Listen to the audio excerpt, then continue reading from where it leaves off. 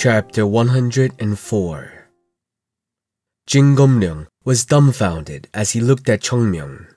What the hell is he up to now? Another fight between the third and second class disciples, based on the winning streaks. Was that how he intended to win? Jin Gomryung sharpened his teeth. There is a limit to how much the Jongnam sect can be ridiculed. As head of the second-class disciples, Jin Gomryung refused to let this transgression go. Even if Mount Hua's third-class disciples were able to dominate their opponents, wasn't that still just a battle between the same classes? This classing isn't something that can be overcome with talent and effort. If the difference between classes could be overcome so easily, the hierarchy of the sect's disciples would collapse. That's why many sects keep a large age gap between classes when accepting new disciples. No matter how strong the third-class disciples of Mount Hua were, there was a fundamental difference between that and challenging the second-class disciples. Jin Gomryung had never heard of a younger generation challenging the seniors of a sect before. Just being offered such a proposal was shameful. That bastard! As soon as Jin Gomryung called out, Sama Seung grabbed his shoulder. Elder, calm down. But Sama Seung's face distorted. Our name has already been dragged through the mud. If we reject this offer to save face, others will only say that we ran away in fear. Jin Gomryung bit his lip. He couldn't deny it. That damn bastard wouldn't think twice about spreading that rumor. If the battle had been proposed politely or gently, there would have been a justified way to reject it. However, there was no way out when the child so brazenly provoked their sect. It was a disgraceful proposal to accept, yet humiliating to reject. Sama Seung raised his head and looked at Chongmyung. Chongmyung, was it? Yes, you didn't seem to remember very well before, but now you seem to get it. I heard your suggestion, but I don't think you're in a position to make this offer on behalf of Mount Hua. Are you? Then ask the sect leader yourself. Well, it isn't that hard. You! That brat really could twist someone's stomach with words alone. I'm pointing out your attitude. There's an order to everything. Is this how they teach you in Mount Hua? It was a cheap but effective attack. Once in a bad mood, attack using age and manners. Hasn't this method been tried and true since the ancient past? I don't know how Mount Hua teaches because I only joined recently, so I haven't had the time to learn properly. Since I grew up as an orphan, I have my shortcomings, so I hope you understand.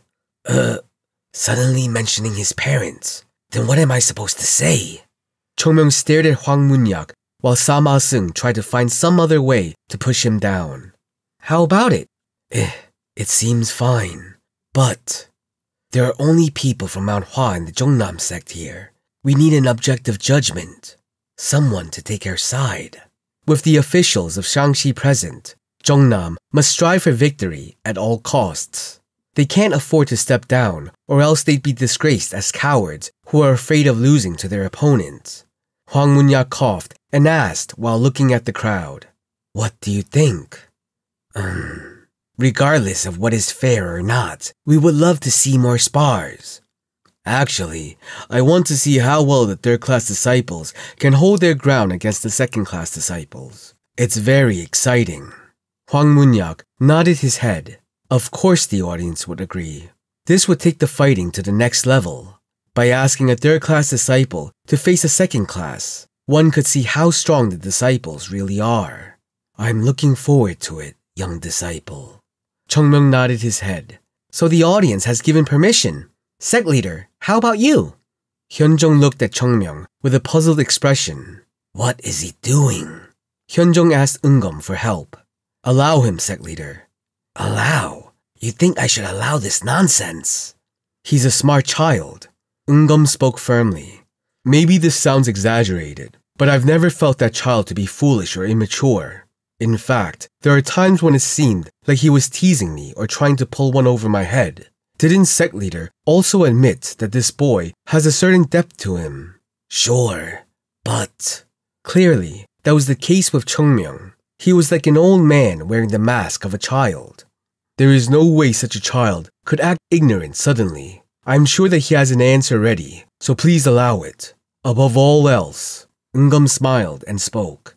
What's wrong with losing now? We have nothing to lose anyway. Hyunjung looked at Eungum, confidence gleaming within his eyes. Hyunjung looked at the remaining elders and confirmed their thoughts through their eyes before nodding in consent. If it's as Eungum said, then everything that's happened was due to that child's plan. There was nothing left to do but to trust that everything would work out.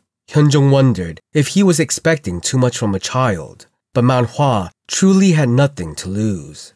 Even if they lost horribly, they wouldn't forget the victories they had already earned. Hyunjung, who made up his mind, spoke in a loud voice. Mount Hua agrees. Immediately, cheers erupted from the onlookers. Oh, then the Jongnam can't back down. Such spectacular events today. I need to talk about what I saw. I didn't expect such a lively show.